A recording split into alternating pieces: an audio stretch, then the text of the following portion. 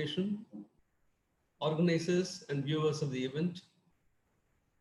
At the outset, my greetings to you all for a corona-free, controversy-free 2021. People have always perceived death as a great leveler, but corona has proved that a virus can also be a leveler. In a modern society, everyone wears a mask, but it is invisible. Corona has made us wear masks which are visible. Article 14 of the Constitution guarantees equality before law and equal protection of laws to every citizen. Corona has ensured this in letter and spirit.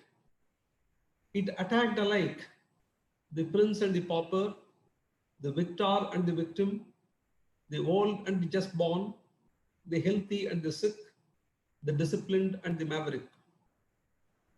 Bad times teach lessons better than good times. Therefore, let us all start this first month-end event of the year 2021 with a hope and prayer that we become better equipped to meet new challenges. Dear friends, the word manthan or manthana in Sanskrit, depending upon the context, could mean either churning or kindling fire by friction. In Hindu mythology, the word manthana is used to denote churning in the context of the churning of the celestial ocean of milk, in which the Devas and Asuras engaged for the purpose of extracting nectar.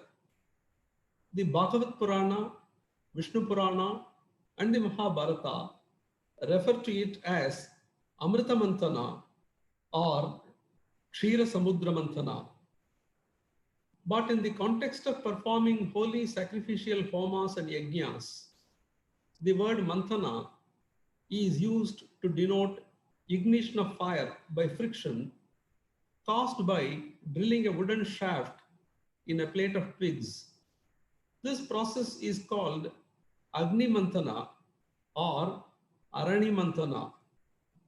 Thus, a manthana can either produce nectar that gives immortality, or it can produce sacrificial fire in which all ignorance can be destroyed, which may perhaps also lead to immortality. The only difference between the two is that in Amrita Manthana, many things are created and many things come out. But in Arani Manthana or Agni Manthana, a fire alone is created, which destroys everything. Another difference between churning and friction is that the first object produced out of churning of the ocean of milk was Halahala Visha, poison, followed by rare gemstones, divine nymphs like Ramba, Urvashi, Menaka, a wish-fulfilling cow called Kamadhenu, a horse named as Uchaisravas, two trees named as Parijat and Varuni, then the consort of Lord Vishnu Mahalakshmi, the moon, and finally the elixir of life, namely the Amrita. All these things come out of the churning of the ocean of milk. Therefore,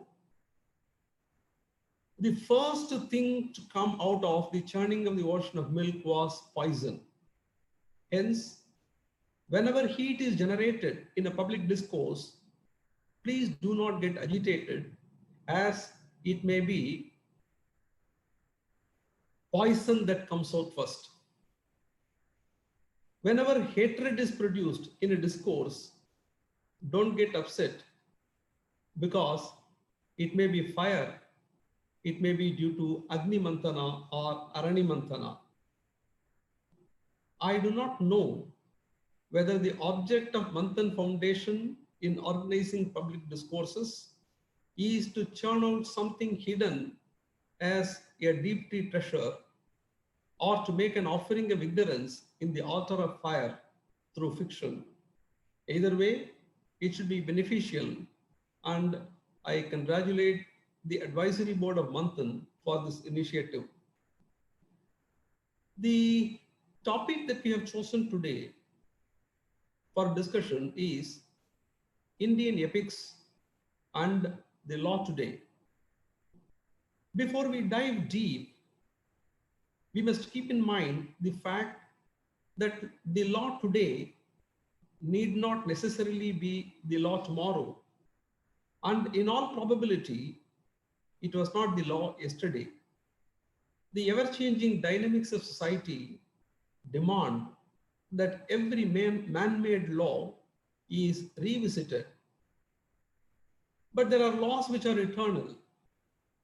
The religion that has flourished for several millennia in this country, which did not have a name or a founder, was always referred to as the Sanatana Dharma, meaning the eternal laws. The word dharma is derived from the word dhr, which denotes upholding, supporting, nourishing, or sustaining. That a society is governed by rule of law, and that men have a propensity to violate the laws is recognized even in the Rig Veda. Rig Veda declares in Mandala 1, hymn 25, Yachiddite Vishoyada Pradevam Varunavratam Minimasi Dyavidyavi. It means, O God Varuna, as we are men, day after day, we violate whatever law of thine, but give us not as a prey to death. Thus, our first gateway to knowledge, which was through the Rig Veda, recognizes two important things, namely, that we are governed by laws, and number two, that we are prone to violate the laws. Vedas did not make any pretension about our character. Rig Veda also speaks about the law relating to crime and punishment. Mano vadaya hatnave, jihilanasya riridaha, ma hrunanasya manyave. O God, do not allow us to kill the person who insults us through ignorance. Never impel us to show our wrath to a person who is ashamed of his mistake. This hymn shows that the seeds of modern jurisprudence were sown thousands of years ago in this part of the world.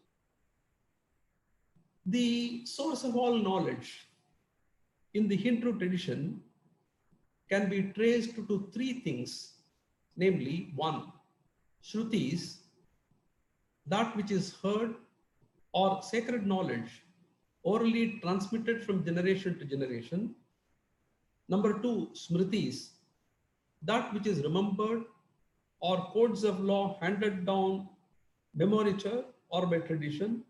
And number three, Puranas, mythology.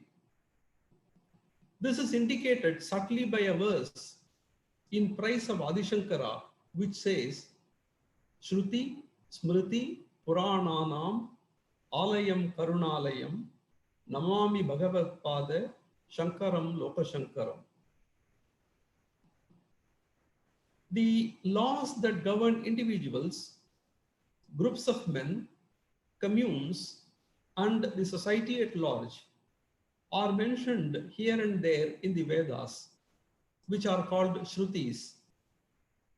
Since they lay scattered all over the Shrutis, they are codified in a form and presented in detail in the Dharmashastras, which are called Smritis. For those who cannot read and understand the laws codified in the Smritis in the abstract, stories are weaved in the form of Puranas. Therefore, when we talk about the laws that governed our society in ancient times, we must keep in mind three things, namely the importance of the Vedas, which are called Shrutis, the importance of Dharmashastras, which are called Smritis, and the stories of mythology, which are called the Puranas. For a proper understanding of Indian epics and the law today, we must first know what is law and what is the quintessence of the Puranas. What is law? Law was defined by Blackstone as follows. He said, it is a science which distinguishes the criterion of right and wrong, which teaches to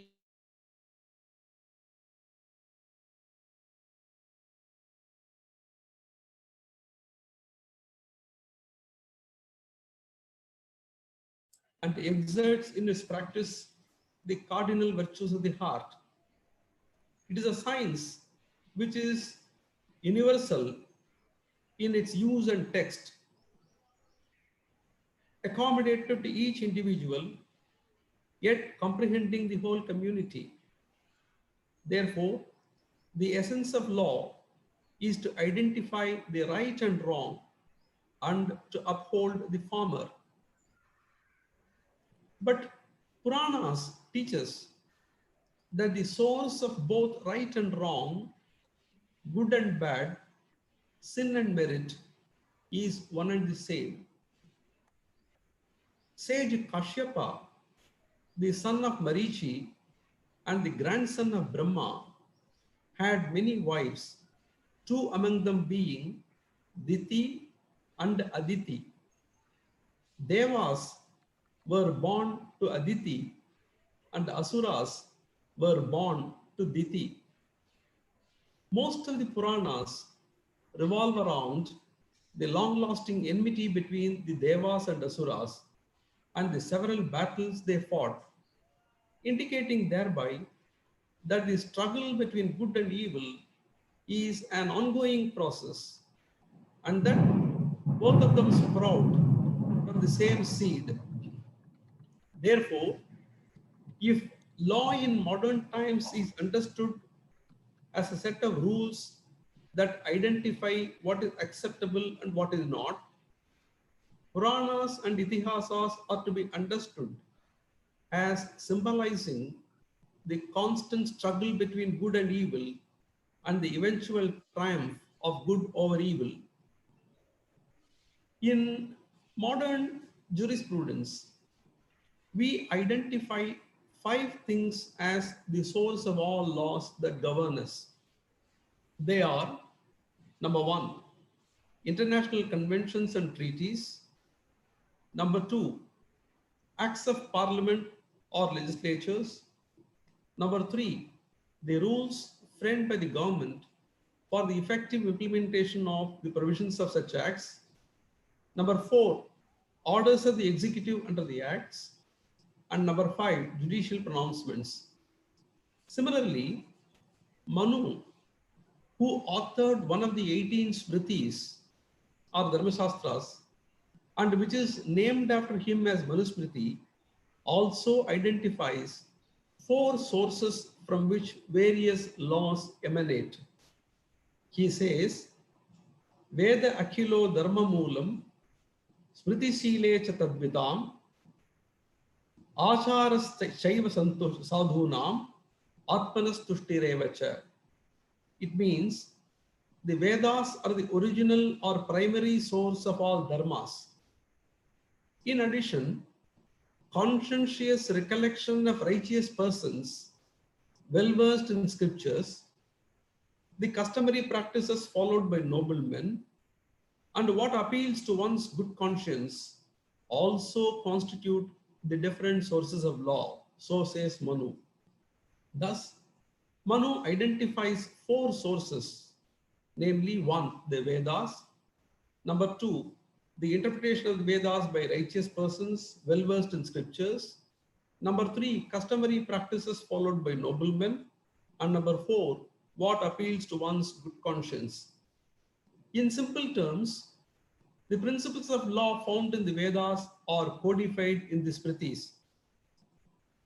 What is found in the Shrutis are codified in the Smritis.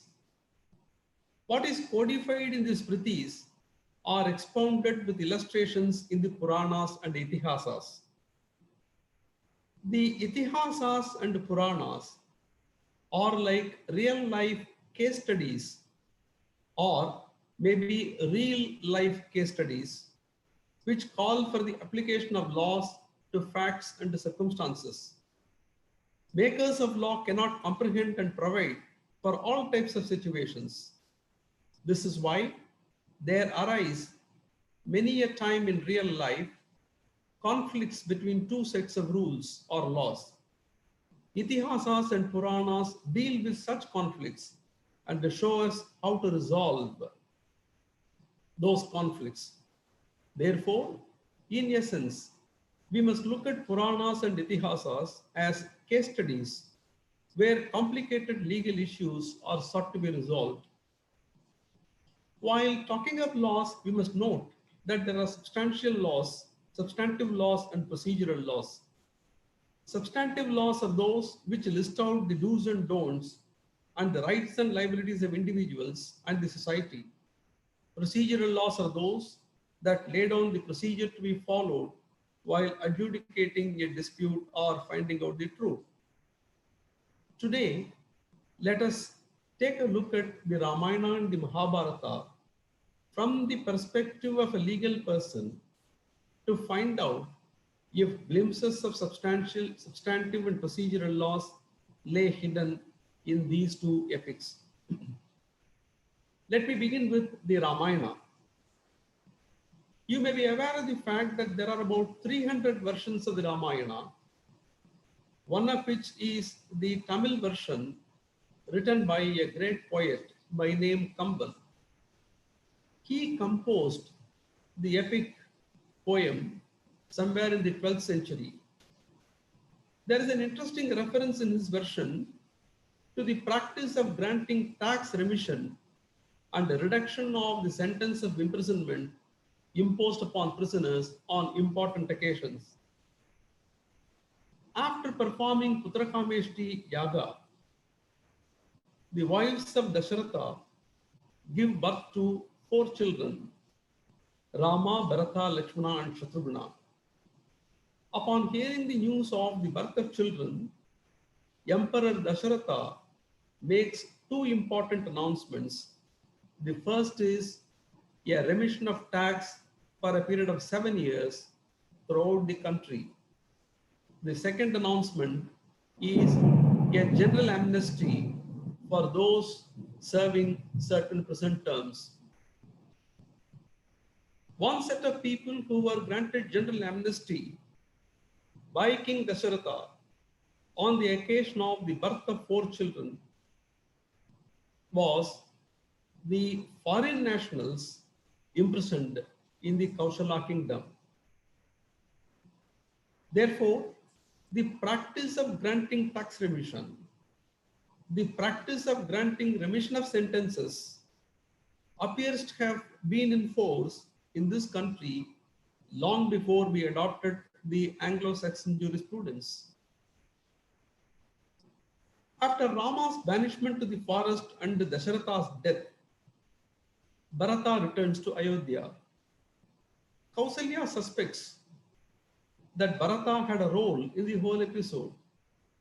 Aghast at the needle of suspicion being pointed towards him, Bharata lists out the sins that would visit him if he was responsible for the boons secured by Kaikeyi.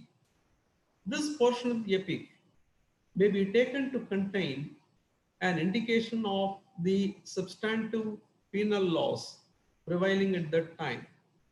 According to Bharata, the following acts of omission and commission, among many others, will attract sin. Number 1, imposing heavy labor upon a servant without remunerating him appropriately. Number 2, taxing 1/6 of the income of the subjects, but not protecting them is sinful for the king.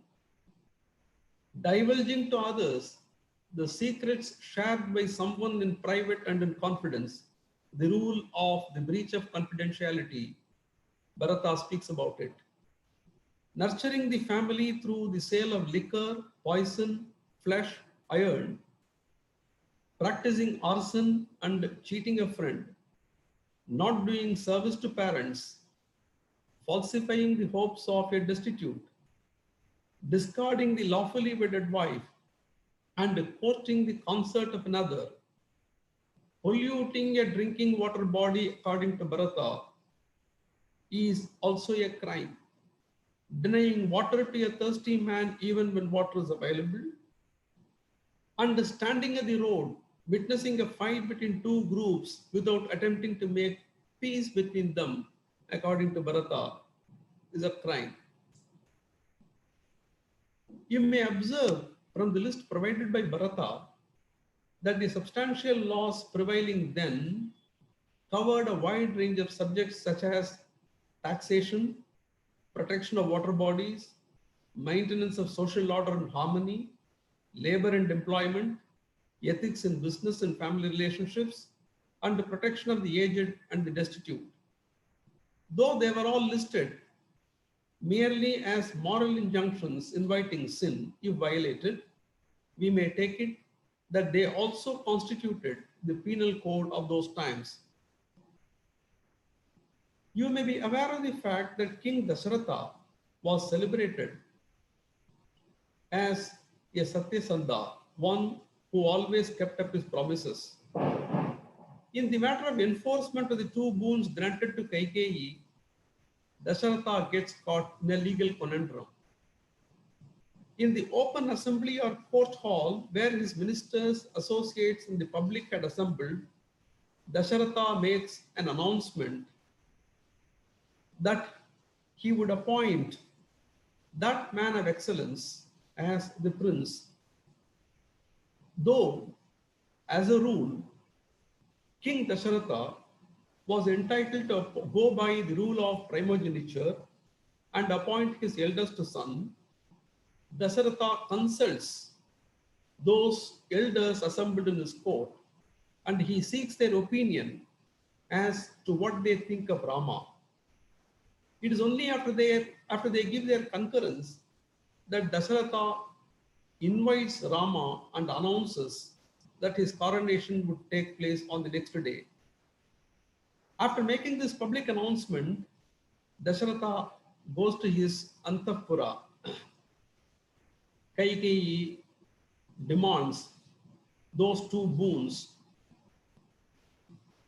Now a situation arises where there is a conflict between two sets of rules.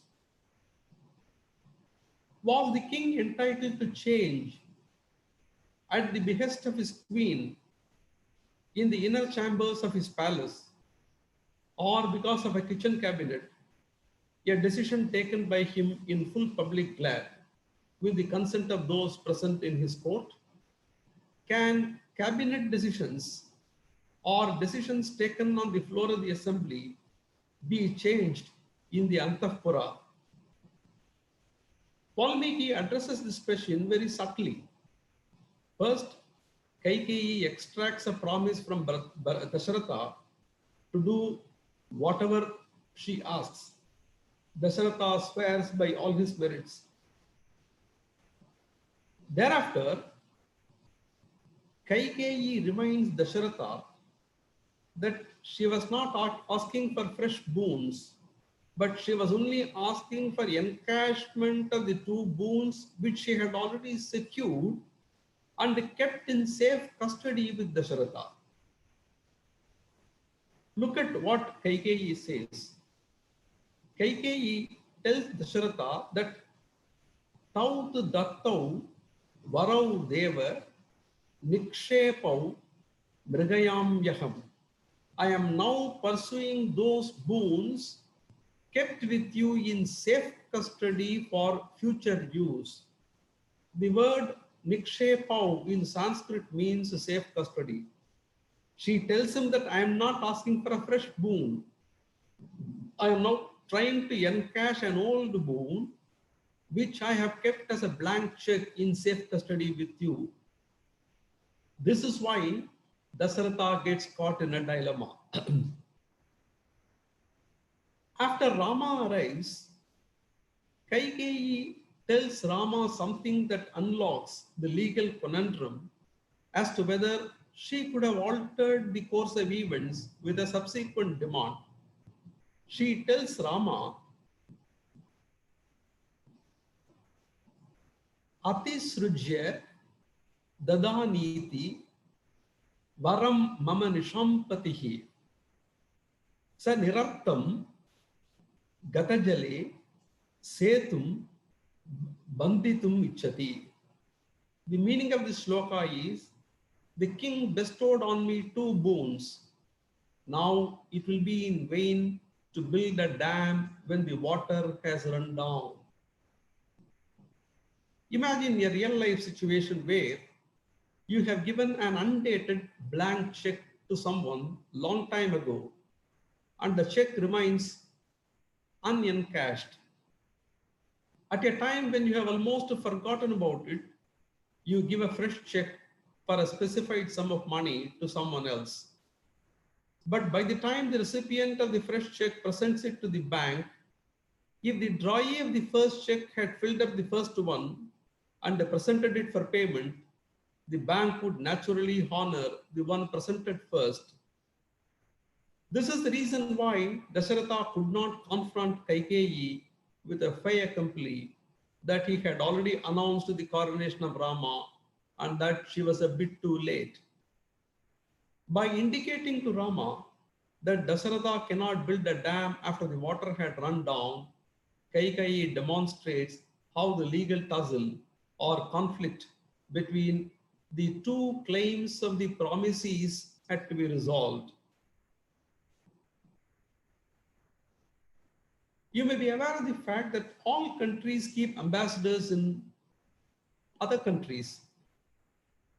At times, countries also send envoys to other countries. The role of an envoy is different from that of an ambassador. While an ambassador is normally stationed in a foreign country with a mandate to represent his country's interests, an envoy is mostly sent on a special mission, generally to resolve a conflict between two states.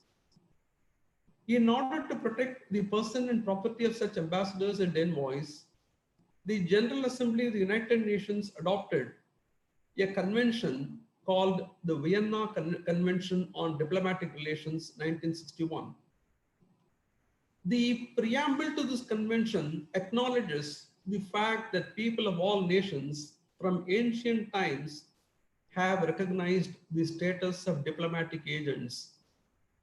I do not know how far this statement in the preamble to the Vienna Convention is true with regard to the other countries, but it is certainly true insofar as India is concerned. In the Sundarakanda of Ramayana, Hanuman goes to Lanka, traces Sita Mata, fights the demons, gets caught by Indrajit and taken to the court of Ravana. He cannot be taken to have gone to Lanka as an envoy, as he did not have such a mandate. But when Ravana orders the killing of Maruti, Vibhishana interferes and he says, killing this monkey is against a royal virtue and universal customs condemn it. Raja Dharma Viruddham cha Lokavrittescha Garhitam. Lokavrittescha means according to universal practice or custom.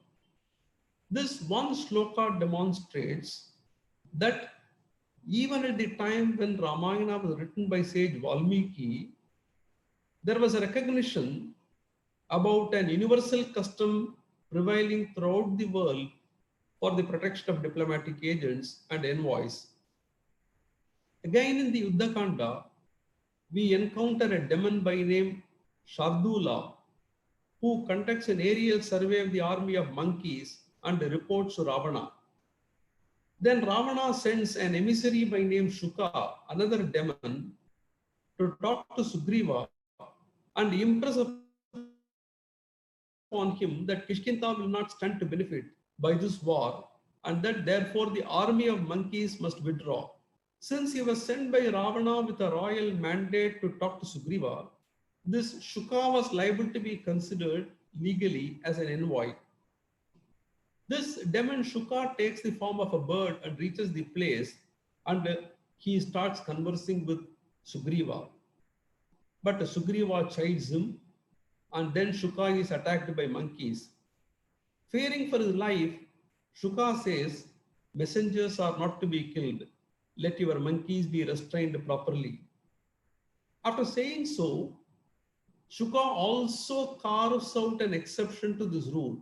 He says, Yastu hitva matam bartuhu swamatam samprabhashate.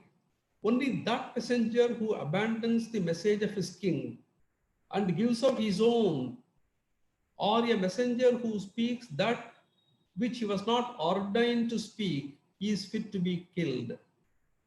This statement of Shuka is comparable to Article 31 of the Vienna Convention, which says that a diplomatic agent shall enjoy immunity from criminal jurisdiction of the receiving state, and he shall also enjoy immunity from its civil and administrative jurisdiction, except in case he carries out a professional or commercial activity in the receiving state outside of his official functions. The principle underlying Article 31 is what is spoken to by Shuka, one of the emissaries sent by Ravana. Immediately after Shuka says this, Rama orders his release. Let me now turn to the Mahabharata. Though Mahabharata also codifies a lot of substantive laws, I shall focus on the principles of procedural law traceable to the Mahabharata. There are provisions in the codes of civil and criminal procedure for summoning witnesses and the production of documents. There are also provisions in the Indian Evidence Act entitling a judge and a jury to put questions to witnesses. Though there are certain limitations on such powers, it is required by law that the witnesses so summoned speak the truth as they are bound by their oath. Traces of such principles of the law of evidence could be found in the Mahabharata. In the Adi Parva, an episode in the life of one of the Saptarishis by name Bhrigu, which emphasizes the obligation of a witness to speak the truth, is found. It goes as follows. Bhrigu's wife, a pregnant woman by name Puloma, is abducted by a Rakshasa. His grievance was that she was earlier betrothed by her father to him, but later given in marriage to Bhrigu. While carrying her away, the Rakshasa asks Agni, the fire god, as to whose wife she actually is and should be. Agni reveals that she was given with holy rites and invocations only to Bhrigu. Upon coming to know of this conversation, Bhrigu gets upset and curses Agni that he shall thenceforth eat anything, clean or unclean, offered to him. The god of fire gets enraged at the curse of Bhrigu and addresses Rishi thus. Agni asks Bhrigu, "What is this rashness you have displayed towards me, O Rishi? What transgression can be imputed to me for laboring to do justice and speaking the truth impartially? Being asked, I gave the true answer. A witness, look at what Agni tells Bhrigu. Agni says, a witness who, when interrogated about a fact of which he has knowledge, represent otherwise than it is, ruins his ancestors and descendants, both to the 7th generation. He too, who, being fully cognizant of all the particulars of an affair, does not disclose what he knows when asked, is undoubtedly stained with guilt. This statement of Agni sums up the essence of moral evidence and the pursuit of truth in trial. After Sanjaya's mission to convince Yudhishthira not to wage war fails, Dhritarashtra gets mentally enraged. He seeks Vidura to counsel him. While speaking of Rajaniti, Vidura emphasizes the need for an effective penal code in a society in the following words. So says Vidura, in malice lieth the strength of the wicked. In criminal code, the strength of the kings, and in forgiveness, the strength of the virtuous. Look at the beauty of the statement. He says, in malice lieth the strength of the wicked. In criminal code, the strength of the kings, and in forgiveness, the strength of the virtuous.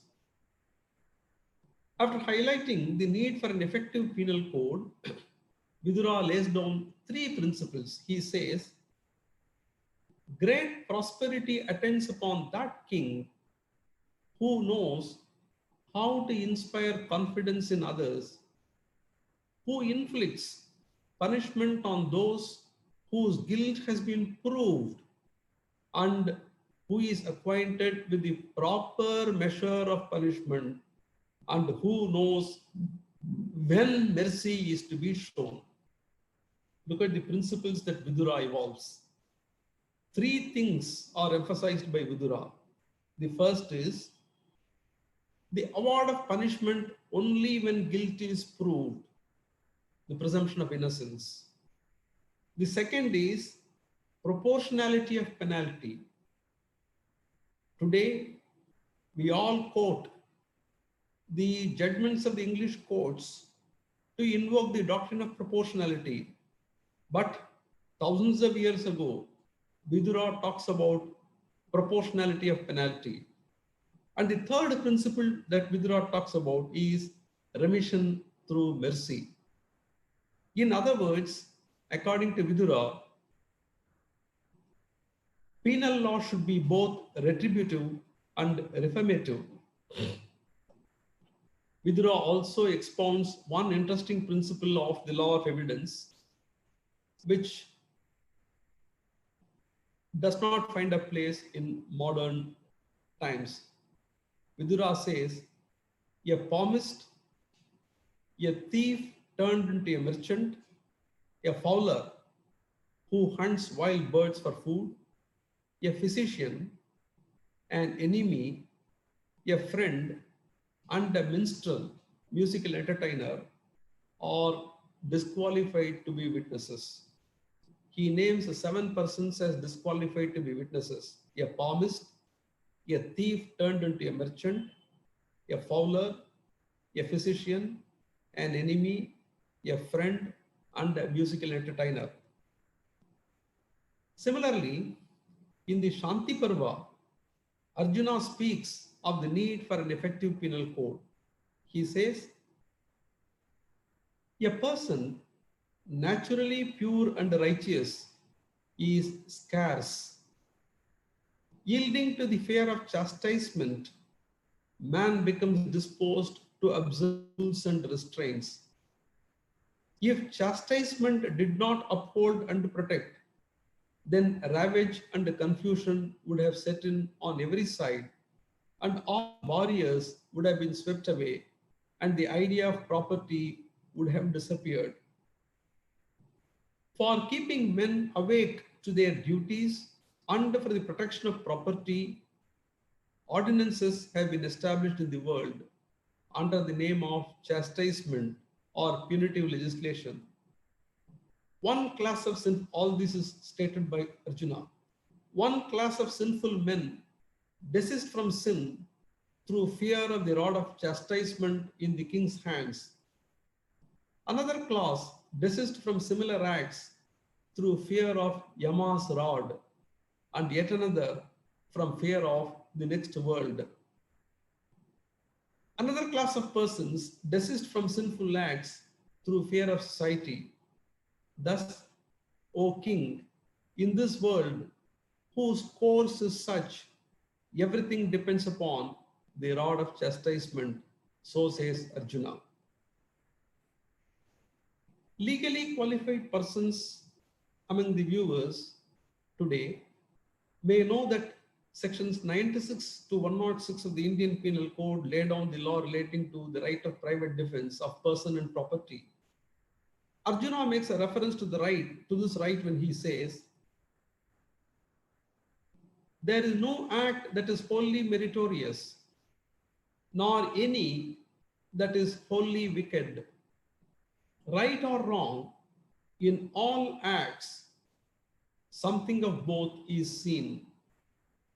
He that takes up a weapon and slays an armed foe, advancing against him, does not incur the sin of killing a foe, for it is the wrath of the advancing foe that provokes the wrath of the slayer, so says Arjuna. This is an indication that anyone and everyone cannot wield the power of punishment or pardon, and that it is only the king ordained to do both. Vyasa narrates a story to highlight this aspect, namely the aspect relating to the power to punish or pardon a person. Vyasa tells Yudhishthira the story of two brothers by name Shankha and Likita. The two brothers had separate dwellings on the banks of the river Vahuda. Those residences were adorned with fruit-bearing trees. One day, Likita comes to the residence of his brother Shankha when he was not there. As he was hungry, Likita plucked and ate some ripe fruits. When Shankha came to know about this, he pulled his brother up on the ground that his act constituted theft. He then asks Likita to go to the king and confess to the crime. Likita goes to the court of the king Sudyumna. Since Likita was a saintly person, the king received him with due reverence, and King Sudyumna said, if the king is competent to wield the rod of chastisement, he should be regarded as equally competent to pardon. Therefore, you may consider yourself as pardoned, so says King Sudyumna. But sage Likita refused to accept any favor, and he insisted upon being brought to judgment, as the person against whom the offense was committed did not choose to overlook it. Therefore, the king chops off the two hands of Likita. Likita then goes to his brother and seeks his pardon on the ground that he has received appropriate punishment. His brother then asks him to go to the river and take a dip. When the brother goes to the river and takes a dip, his two hands, resembling two lotuses, appear at the extremities of his stumps. Filled with wonder, he comes back to his brother and shows him the two hands. Shankha says, all this has been accomplished by me through my penances. Do not be surprised about it. Providence has been the instrument here. When Likita asks him why he did not purify him at first, Shankha says, I am not thy chastiser, the ruler is. Four principles of criminal law are deducible from this story narrated by Vyasa to Yudhishthira. They are, number one, that taking something without permission from someone else's house, even if it be your own brother, tantamount to theft. Principle number two, the offense of theft, being an offense against the property of a citizen, can be punished only by the state. The third principle, the state authorized by law to punish is also authorized by law to pardon. And principle number four, that the victim is also entitled to forgive the offender after the law has taken its own course. There is one more incident in Mahabharata which has given rise to a lot of controversies and a lot of legal issues, which, to my knowledge, have not so far been resolved to the satisfaction of everyone. And that relates to Draupadi Vastraharana. Dharmaputra, while playing the game of dice, loses his brothers, loses himself, and then loses his wife Draupadi. Then Duryodhana asks his servant Pratikaman to bring Draupadi to the assembly. Draupadi asks Pratikaman whether Yudhishthira lost himself first or lost her before losing himself. This question assumed significance in the light of the fact that if a person has lost himself first as a bet, then he would cease to have any right, title, or interest over any property. Draupadi's question was that if Yudhishthira had already lost himself as a bet in the game of dice, he had lost every right, claim, or title over her, and he was not entitled to keep her as a bet thereafter. Even the most learned men in the assembly, namely Bhishma, could not answer this question. Therefore, he says, I am not competent to answer. But one of the 99 brothers of Duryodhana, by name Vikarna, he answers this question beautifully. He says, O kings, answer the question that has been asked by Yajnaseni. If we do not judge a matter referred to as, all of us will assuredly have to go to hell without delay. Look at what Vikarna says. If we do not judge a matter referred to as, all of us will assuredly have to go to hell without delay. Let all those kings assembled here from all directions answer according to their judgment this question, leaving aside all motives of gain and anger. So says Vikarna. Two principles of law are highlighted by Vikarna in this statement, namely, one, that a person entrusted with the task of judging cannot shirk his responsibility, and number two, that the task of judging should be carried out without any bias for or against. After Vikarna's request to the kings go in vain, and when everyone assembled there shows reluctance to answer the question, Vikarna himself answers the question posed by Draupadi. He says,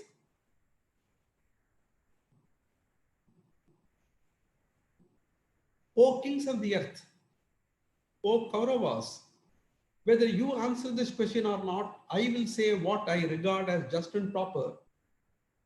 You foremost of men, it has been said that hunting, drinking, gambling, and too much enjoyment of women are the four vices of kings. The man that is addicted to these liveth forsaking virtue, and people do not regard the acts done by a person who is thus improperly engaged as of any authority. This son of Pandu, while deeply engaged in one of these vicious acts, urged thereto by deceitful gamblers, made Draupadi a stake. The innocent Draupadi is, besides, the common wife of all the sons of Pandu, and the king, having first lost himself, offered her as a stake thereafter, and Shakuni himself, desirous of a stake, indeed prevailed upon the king to stake Draupadi.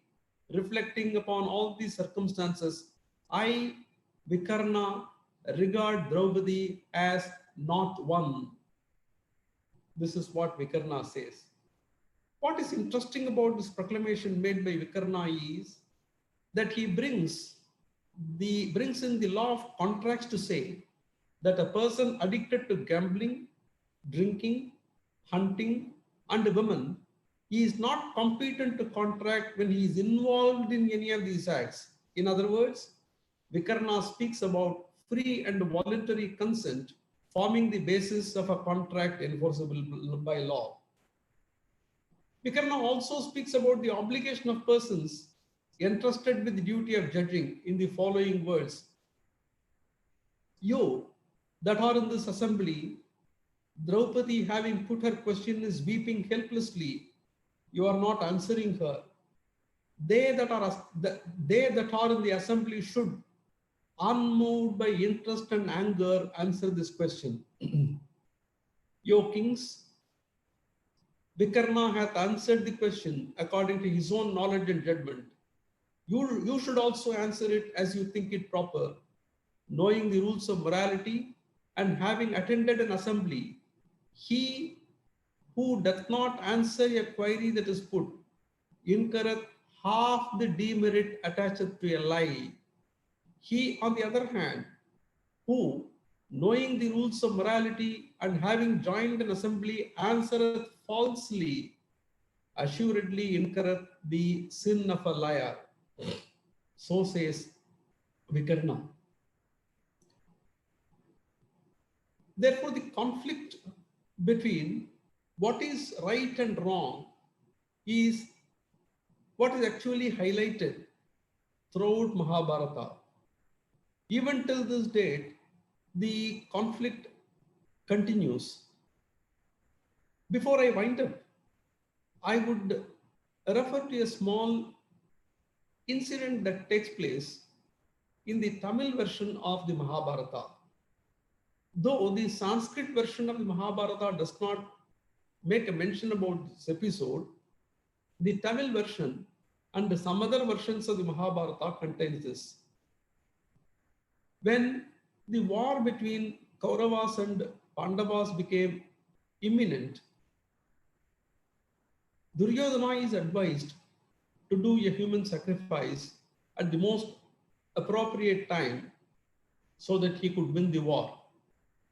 But the person who was most competent to fix the auspicious time for having this human sacrifice was Sahadeva. Sahadeva was in the opposite camp. But unmindful of the fact that Sahadeva was in the opposite camp, Duryodhana approaches Sahadeva. Krishna attempts to prevail upon Sahadeva not to give free advice to Duryodhana.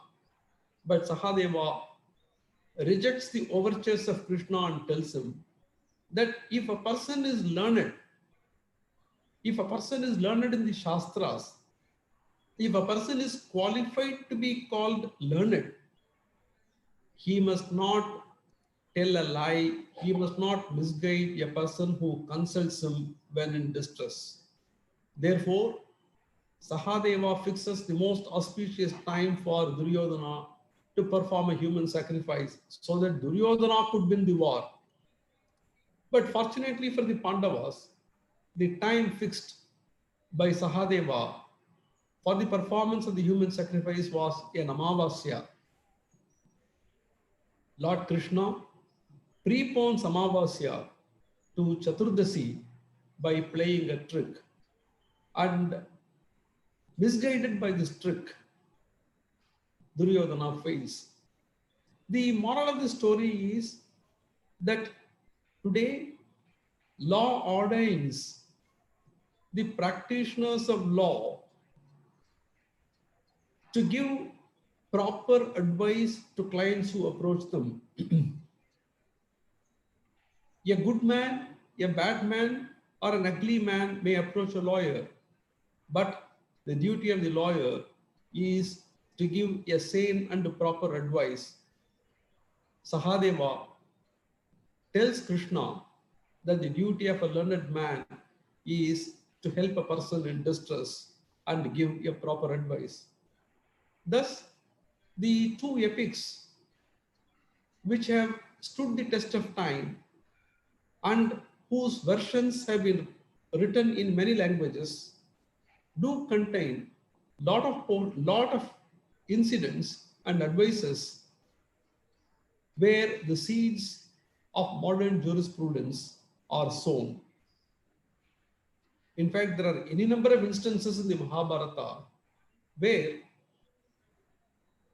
a resolution of conflict between two sets of laws can also be found, a smaller dharma giving way to a greater dharma. Time permitting, we will talk about them also on another occasion. With these few words, I thank the organizers of Mantana for having given me this opportunity to share a few thoughts. Thank you very much. Thank you. Thank you, sir. We have had many monthans till now, but rarely have I seen so much of scholarship in such a short time. I think for you, it was easy because it must have been a lifetime of learning.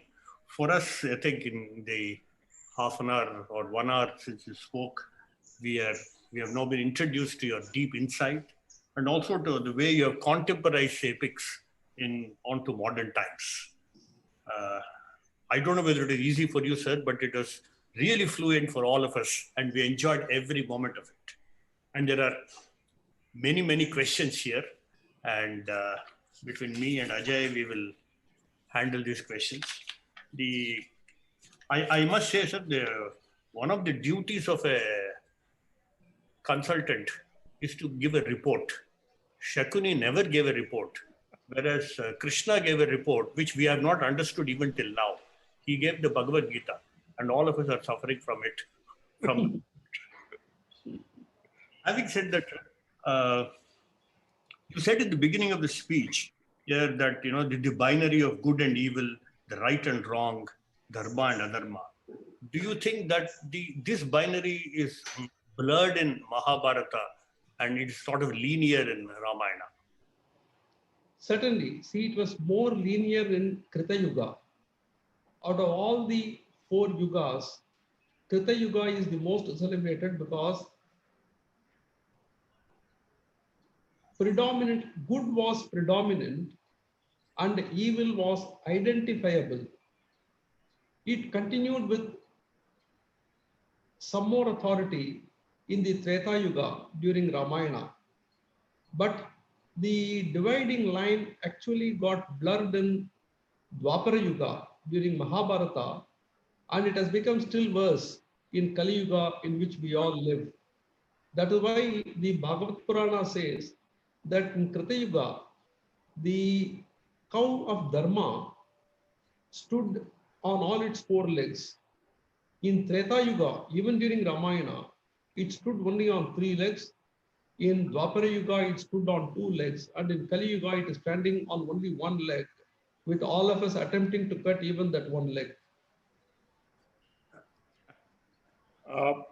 Before we get on with another question, I just wanted to pass on a comment that appeared from the audience. Yes. There is a law student or a lawyer who's saying, and I'll read her comment. Yes. She says,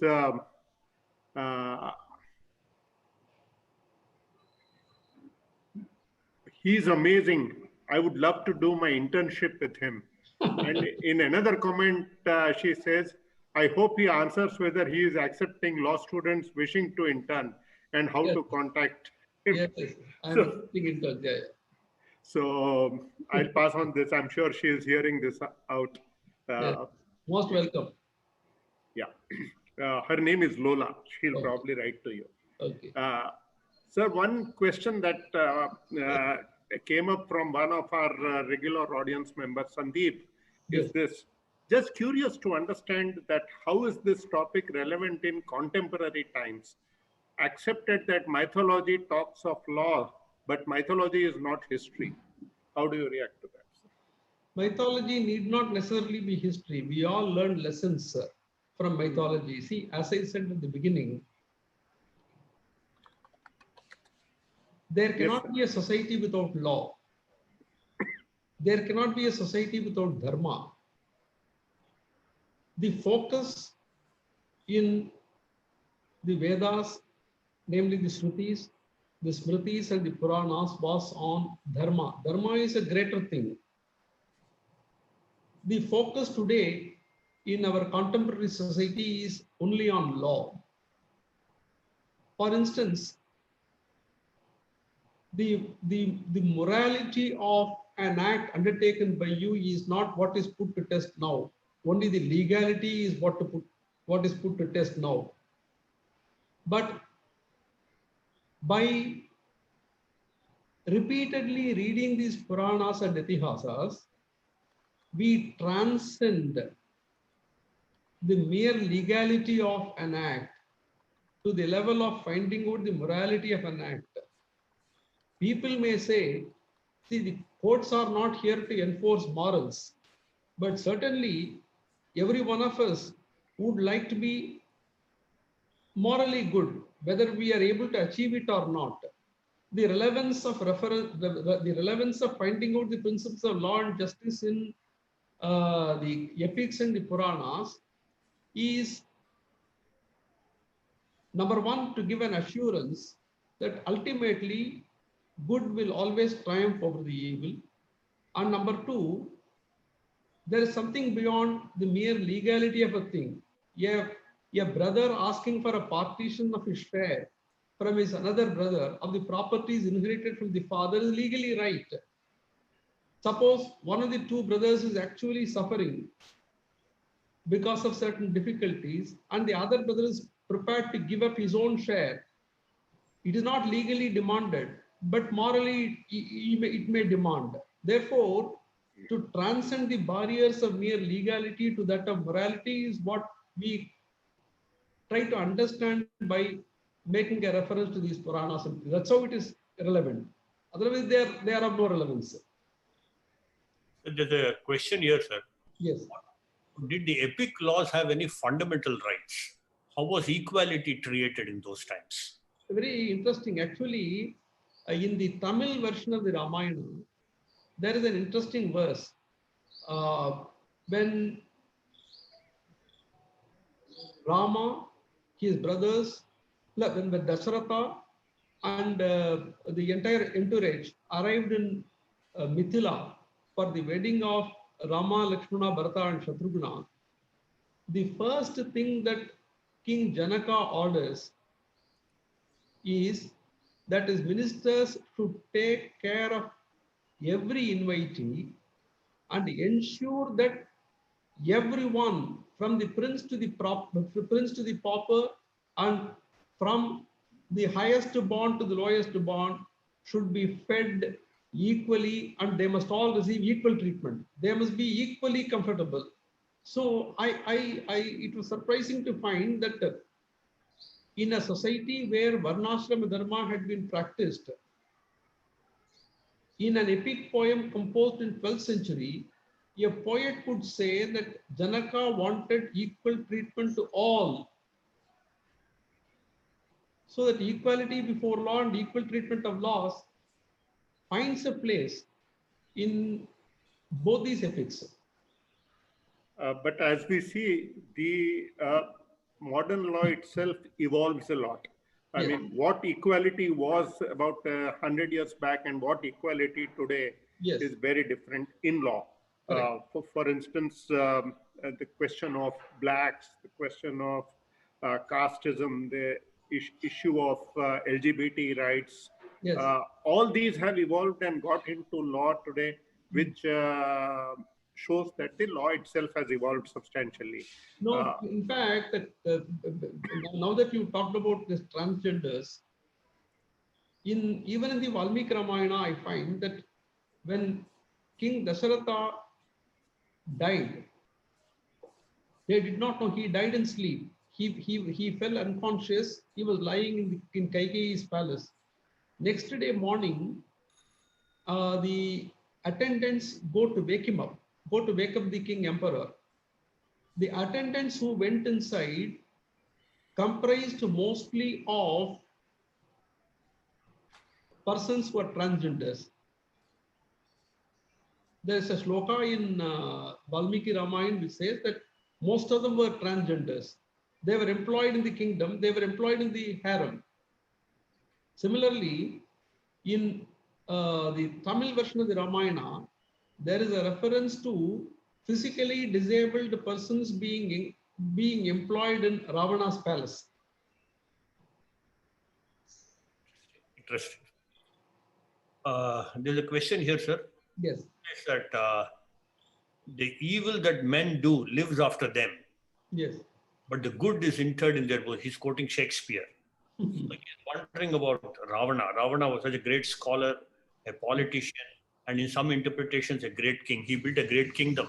Yes. And obviously, there are many people who died for him. So he must have been a successful leader also. Yes. But yet his one sin defined his reputation in history. So the question here is this. Are we in the modern age of social media too quick to judge our leaders? No, actually, the interesting aspect of epics is that they did not judge any of them. Take, for instance, Krishna. In the entire Bhagavad Purana or in the Mahabharata, did anyone judge him? In fact, the brickbats that he received in the Mahabharata are more than the bouquets he received. Even its ultimate end was on account of a curse handed down by Gandhari. Our epics and Puranas did not really identify a man as a person to be glorified or a person to be condemned forever. After Ravana's death, the shloka composed by almost all the poets of Ramayana show that Ravana's face was glowing with radiance immediately upon his death. If he was portrayed only as an evil person, his face could not have glowed. Yes. I received a message from Justice Madan Lokur, and Justice Lokur says Justice Raman Subramaniam was outstanding today. Thank you so much. And another friend writes to me that the judge should keep apart time and write a book comparing the law at the time of the epics and current law. He wants you to expound on today's talk into a book. I'll try to do that, yes. There are a lot of things also, paucity of time, we could not make I could not refer to some of them. There are a lot of things, like I wrote a book on the principles of law and justice in Kambaramana in Tamil. That's the Tamil version of the book. It contains 22 chapters. Even the refugee law, the diplomatic relations, then prohibition laws. There is a reference to all of that in the Ramayana. In fact, in how a person in office should conduct himself. It's a very interesting reference. When Kaigeyi summons Rama to tell him that his coronation is cancelled, Rama did not know. Therefore, Rama arrives with his entire paraphernalia in a chariot. Kaigeyi tells him of the two boons and asks him to leave. Then Rama says, I will wait for Bharata to come, let him get coronated, then I will leave. Kaigeyi suspects that once Bharata comes, he will not allow Rama to leave. Therefore, Kaigeyi says, your 14 years of exile begins right now. Right now, you are supposed to go. Immediately, he leaves. While he leaves Kaigeyi's palace, he leaves his chariot, he leaves all his paraphernalia and walks barefoot to his palace. Valmiki says this. He says, I have no right to use government property the moment I have been asked to go to forest. The moment I have been exiled, I have no right to use this government property. He goes and takes leave of Kausalya. Kausalya says, take bath and take all this, the attire for a sannyasi. Then he tells Lakshmana, I will now take bath in the holy waters brought from holy rivers, which were intended for the coronation. Then he changes his mind and says, no, they are government property. I am not entitled to use it. There's a question here, sir, on the way Rama treated Sita. Yes. It's undemocratic. Yes. He gives a punishment without a trial. What do you think of that? Yes. See, And of sorry, he says, and he does it twice. the questioner is referring to the Agni Pravesha. Yeah. See, that is why a person in office, a person holding a public office, and a person who is not holding a public office, who is a common man, the dharma or the law that he is to uphold, a little tricky and very difficult. I know of a person who occupied a very high office. I don't want to make a mention of his name. His grandchild was declared failed. When he was holding a very high office, his grandchild was declared having failed in the 11th standard examination.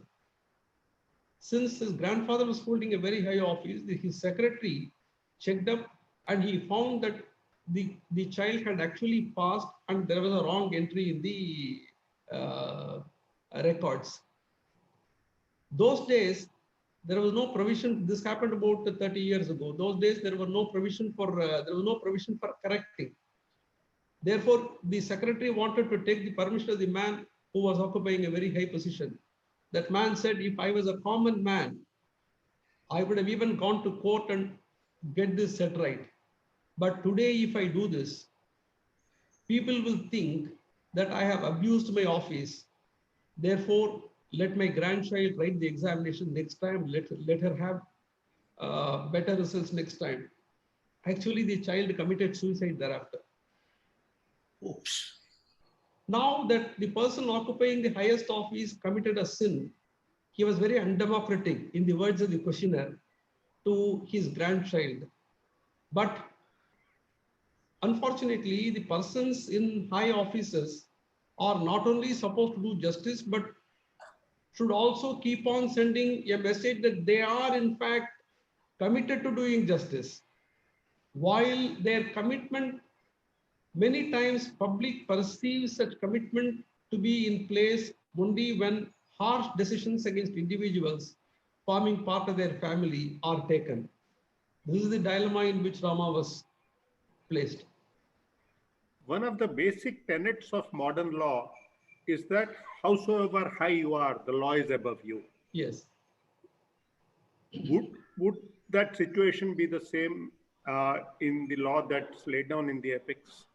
Yes, in fact, there is a particular shloka which says, Rama declares after the coronation of Sugriva, he says, please remember one thing, even if you are Brahma, the creator, you are not above law. And the moment you violate dharmic principles, you will fall from the highest pedestal in which people have placed you. So that principle is recognized. Yeah. There's a question here, sir.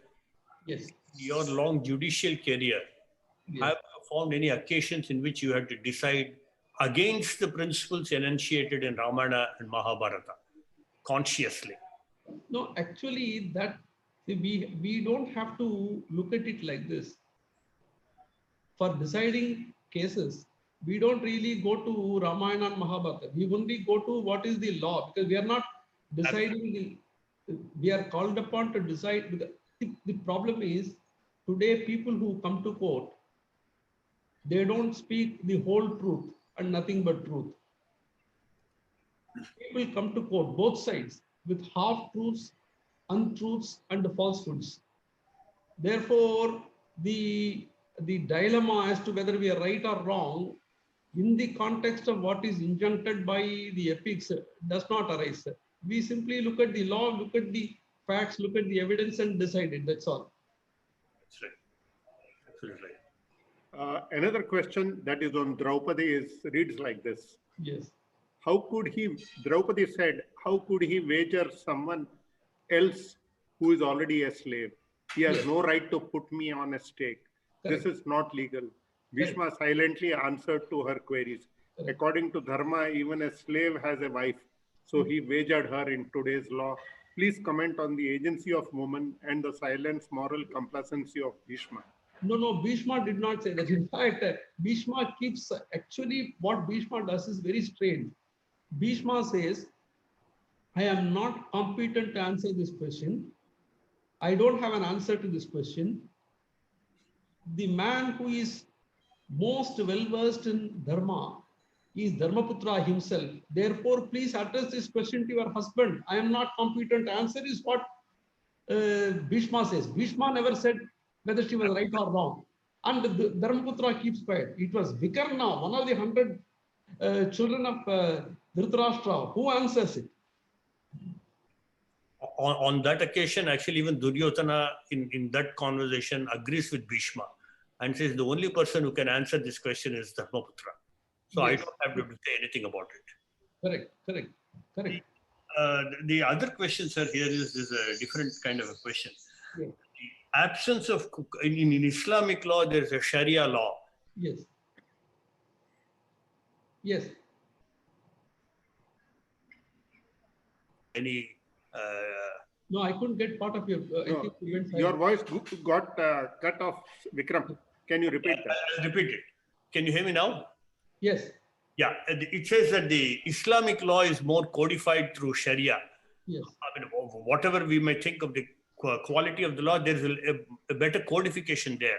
Yes. Whereas here in our, across epics and Vedas and Upanishads and a variety of treatises, the law is spread across it. Does it make it difficult for us to understand or to follow? No, no, no. Actually, you must see, you must know that the later religions of recent origin, recent in the sense about less than 2000 years old, they have evolved. See, they had the benefit of understanding how the society has evolved. So for instance, for every case, we look for a precedent in court. But when an issue is raised for the first time in a court, there is no precedent. The judge decides it based upon certain parameters. After 10 years, after 20 years, after 50 years, that decision may turn out to be wrong or it may turn out to be right. You have the advantage of judging it in posterity, but not at that time. But insofar as the Hindu scriptures are concerned, as I told you at the beginning, Shrutis constituted the fundamental, but Shrutis were not primarily intended to lay down law and justice. Shrutis were intended for a different purpose. Shrutis addressed themselves only to the question of how man can make his life here and the hereafter better. That's all. For doing that, some principles of law were strewn here and there. Then Dharma Shastras came. Actually, there are 14 branches of learning, Chaturdasa Vidya, according to the Hindus, one of which is Dharma Shastras. Dharma Shastras comprises Smritis. 18 sages codified those Smritis. Manu, Yagyavalkya, Parasara, Likita, Sanketa. So 18 sages codified those Smritis. Every one of those Smritis is named after them. Manu, Manu Smriti. Yagyavalkya, Yagyavalkya Smriti, Parasara, Parasara Smriti.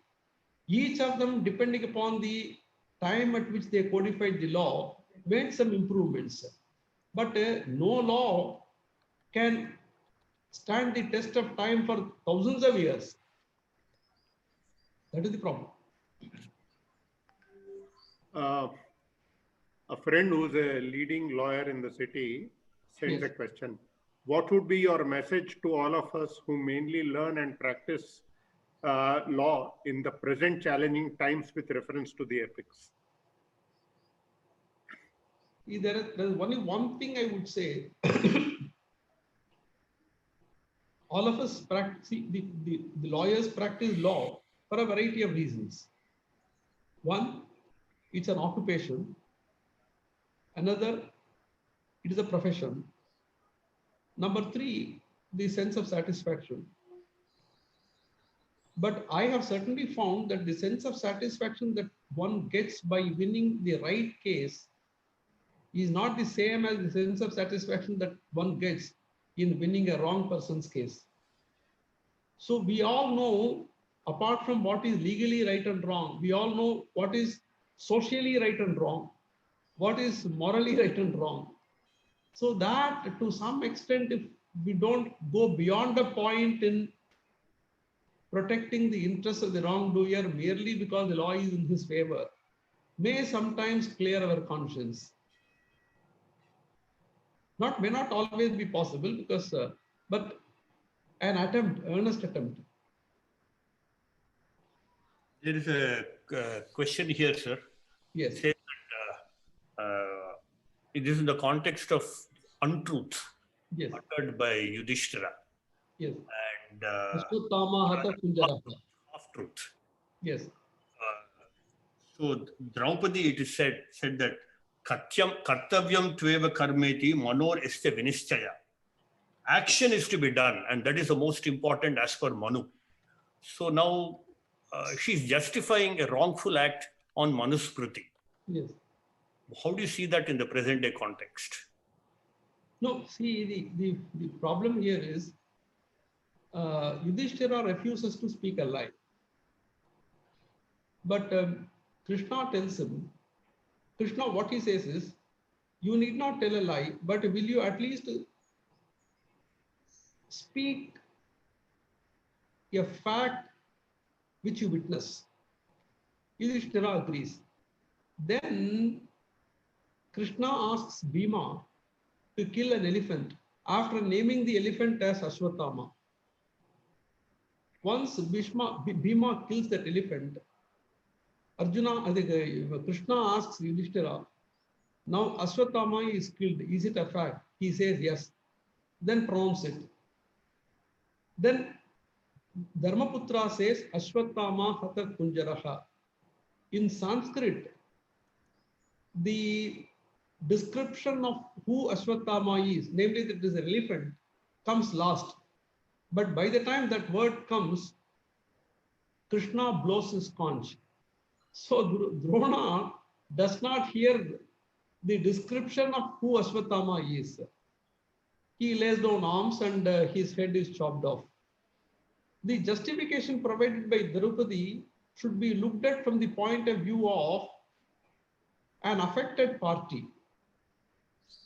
I am not whether, see, our difficulty is, if it is a storyline in a modern day cinema, we don't discuss whether one of the characters in the cinema is right or wrong.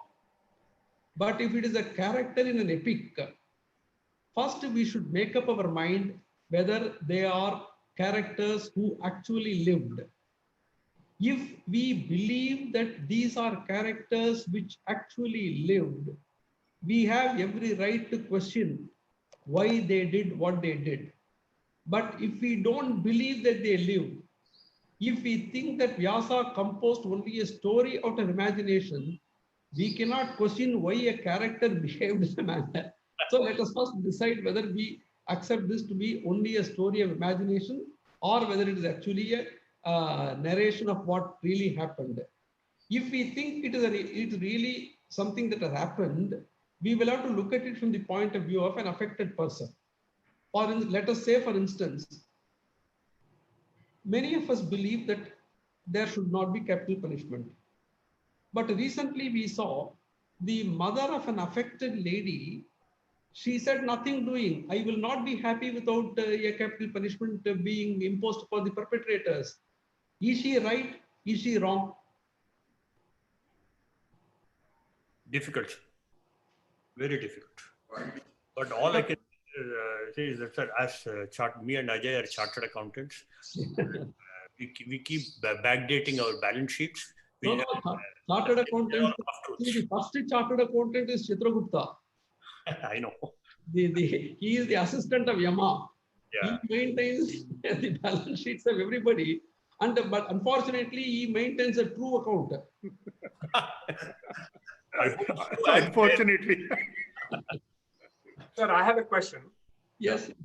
Now, the whole of Mahabharata, you have numerous instances where Krishna does obviously wrong things. Yes. And is it, does he get immunity because his divinity? And does he eventually pardon himself like now Trump is attempting to? No, This is my question. in fact, Krishna allows himself also to be cursed. It is not as though Krishna escapes from the consequences of all his actions. I would think of Krishna as a personality who exposed the weaknesses in every human being. None of the human beings whom Krishna enticed ever stood up to say, no, I will never do it. I will die, but I will not do it. None of them said it. Why? That temptation. Krishna's character is one which exposes the temptation in the minds of all men, including good men. None of them withstood that temptation except Vidura. Vidura could not be tempted, therefore he broke his vow and he went on a pilgrimage. He did not participate in the war. Sir, it's getting to 12 o'clock. So I'll ask one question and one question from our dear Shanta Sena. Shanta's question is, do you think students of law should know Hindu Dharma? That's one question that she has. See, that question I will skip because we have different viewpoints, and even I did not have it in the syllabus. It's out of interest that one has to learn all this. All right. My last question is, what was the position of the Varnashram at the time in the epics? See, for instance, there are people who think that Guha was a tribal king and Shabari was a tribal woman. I have searched and searched in the original version of the Ramayana, Valmiki's version of the Ramayana. I could not find whether Guhan was actually a tribal man or Shabari was a tribal woman. But some scholars project both of them to be tribes. Assuming that they are tribes, the King Rama, what he does is, he embraces Guha as one of his brothers. In fact, there's a beautiful verse in the Tamil version of the Ramayana which says, Rama tells Vibhishana that we were 4 children born to Dasharatha. We embraced Guha as the 5th brother. We embraced Sugriva as the 6th brother. We are now embracing you as our 7th brother. Now, by sending me to exile, my father has enlarged his family, extended family has grown from 4 sons to 7 sons. Therefore, we don't find any references here. There are stories about somebody in Uttarakanda of the Ramayana, about some Shambhuka. I am yet to find somebody asked me about this reference. Shambhuka gets killed because he was a person not born of this Varnashrama order, etc. But I am not able to find it in the Valmiki Ramayana. We must remember, as I told you, there are 300 versions of the Ramayana. So, in fact, in one version of the Ramayana, Sita is depicted as the daughter of Ravana. Yes. We can't really. Suppose you ask me a question on that basis, it may be very difficult for me to answer it because that version is completely different from what we follow, the original.